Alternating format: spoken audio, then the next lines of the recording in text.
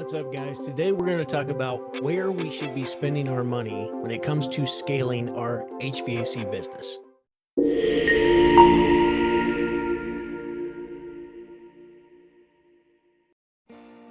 What's up, guys? Kelly McKay here, aka HVAC Millionaire, right here on YouTube. Be sure to subscribe to my channel, hit that notification bell, hit the like button, and leave me a comment below. I wanted to talk about this as we enter the new year. Where should we be spending our money in our heating and air conditioning business? Because I can tell you from experience, I wasted a ton of money. Like, if I could have just a fraction of that money, and if I could have invested that somewhere else, then my business would have gotten a lot farther, a lot faster. I would have continued to grow my wealth. So I don't want you to waste your hard-earned money, because look, what we do is incredibly hard, incredibly difficult to actually have enough business and then actually price our stuff right and sell enough stuff to get ahead in our business and actually even have more money available to do the things that we want to do in the company so that we can scale it. So I'm going to share with you 5 things that you are definitely going to want to spend your money on. And some of them aren't what you might be thinking. Of course, I know I can be a little controversial when it comes to this, but it's just from experience. I know what I'm talking about. So I'm here to set the record straight on what we should be spending our money on. So let's move to number 1. What is the number 1 thing that can give you the most leverage in your business to build it and scale it to whatever it is that you would like to create? Well, the number 1 thing, first and foremost, it's never going to change. It will always be the same, is your education, your business education. Not only that, getting into a community of other like-minded, growth-oriented business owners who are also out there fighting the same battles that you're fighting can just help you feel like you're not alone. Because this is a long-term play. This is not a sprint, it's a marathon. You're going to be doing this for a while, and you need support, and you need to know the right things to do in your business. And the only way you're going to figure that out is by getting coaching, getting support, increasing your education, your knowledge of business. Oftentimes we talk about this where if you're a technician turned business owner, you're no longer a technician. You're a business owner who happens to do technician things once in a while. And the more that we can spend just being a business owner, doing what business owners need to do, and less time doing the technician side of things, then the faster your company will grow and scale. In the beginning, it's hard. This is why so many people quit and give up, is because you have to wear all the hats. So increasing your education ensures that you're not doing a bunch of the wrong things that aren't going to get you anywhere in your business growth. Instead of just being stuck in the mud or on the hamster wheel or in the rat race, you can exit that by doing the right things in the right order at the right time. Just like this video, I'm sharing what we need to spend our money on. These are the right things in the right order. Number 1, first and foremost, and always, is going to be your business education.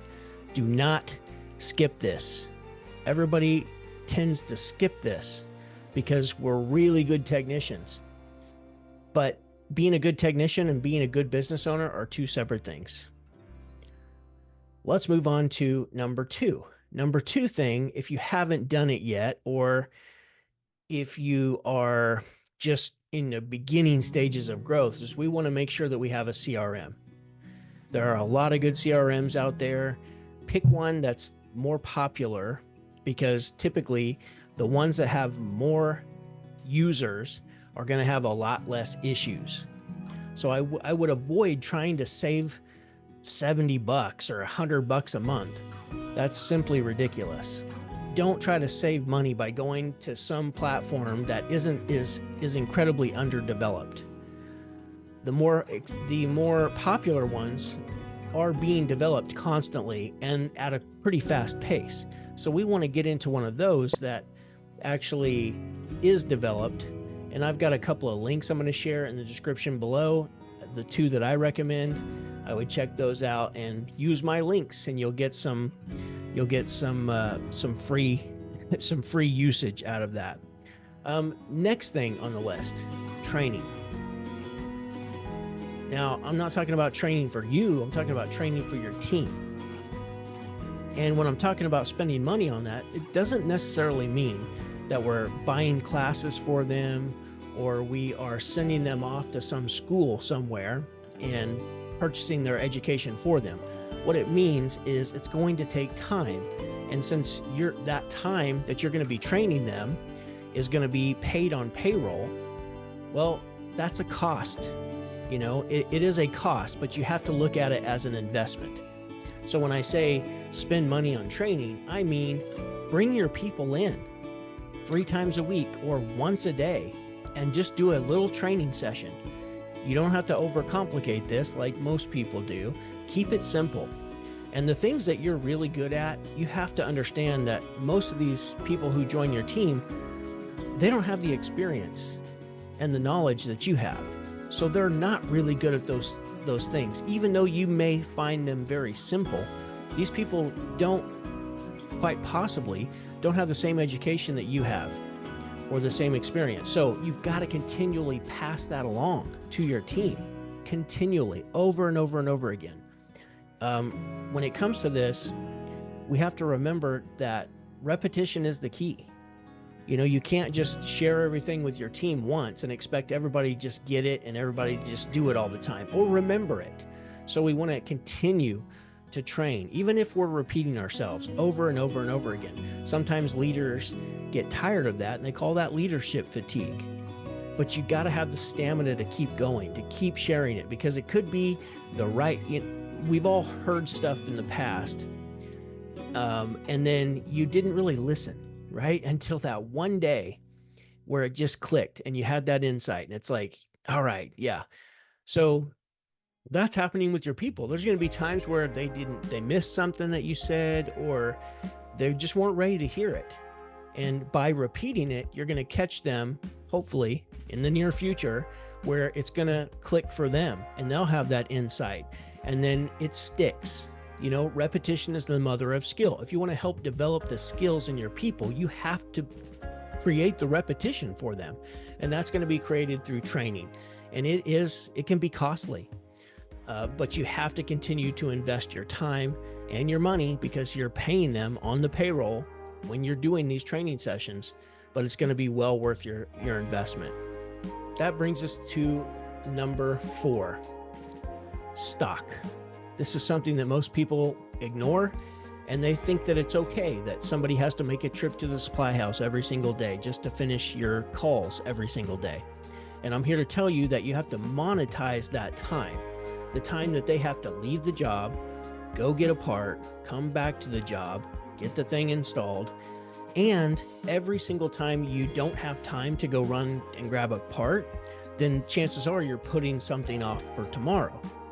And so I recommend having the mindset and building a culture around TNT, which means today, not tomorrow. We can't constantly be putting stuff off to tomorrow, because every time we do, it throws a wrench in tomorrow's schedule. And we're just constantly behind all the time. And I've told you, and I'll continue to share with you, that once you decide to be a business owner, when you opened up your own business, well, you're never going to get caught up. But in order to create more income, to, sell more jobs, we have to stay as close to the schedule as we can. Now, if you find that you're always overscheduled, then stop overscheduling yourself. That way you can slow down and do a great job on each individual customer. Because what you'll find is that you'll create better customers. They'll be raving fans of your company versus just somebody who used you once 3 years ago and you haven't talked to or seen since. They'll also tell their friends and family more about you because you spent time with them. You got to know them. You got to know what it is that was important to them in their home. So, but stock. I get off on these tangents sometimes, but stock. So we want to spend as much time. It's the same with your installations. You don't want an installer, somebody who's highly talented, who's paid very well, to have to leave the job to go do something that somebody at a $12 an hour salary can go do. You want to keep the people, the talent on your team, doing what they specialize in. And the more that you can do that, the more money your company will make and the more efficient you'll be so you can get to more customers. Number 5, marketing and lead generation.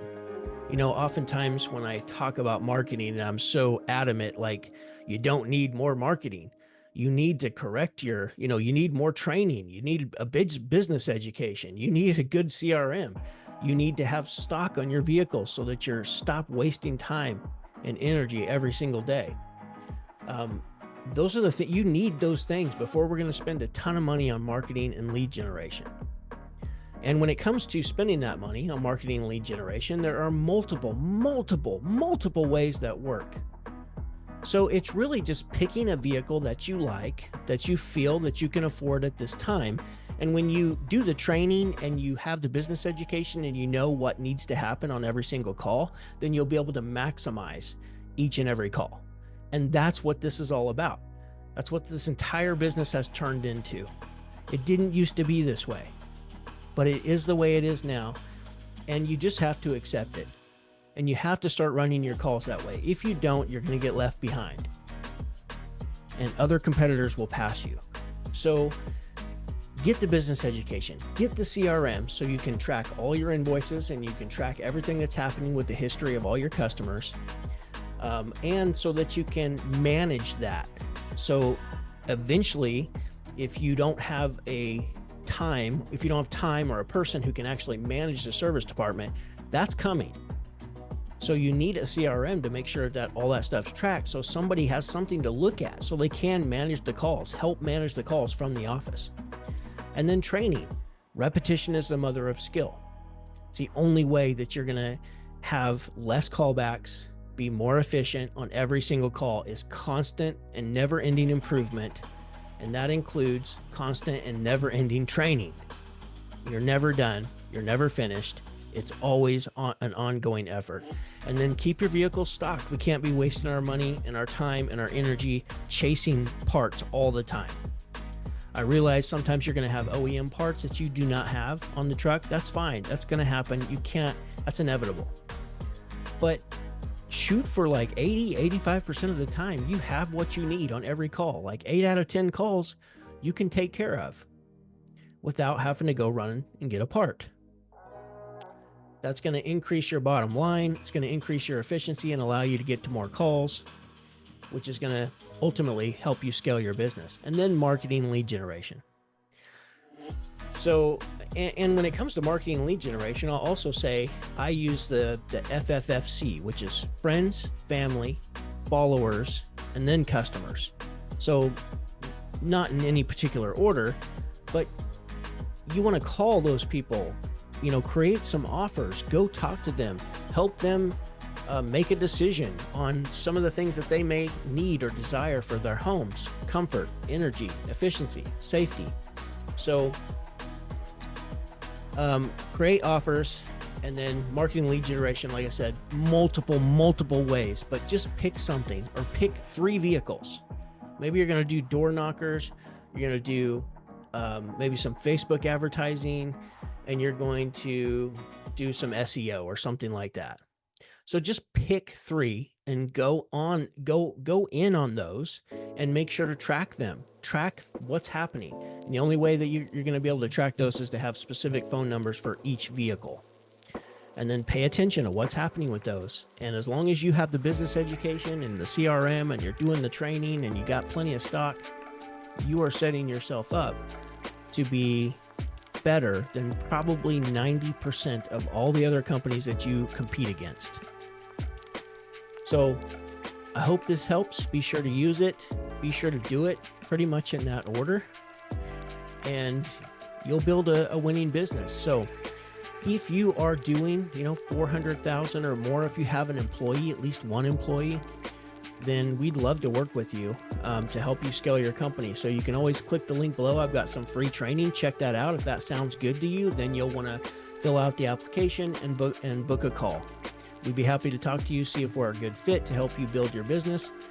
And cheers to a healthy, profitable, scaling 2025. I will see you guys on the next one. Go make money. Boom.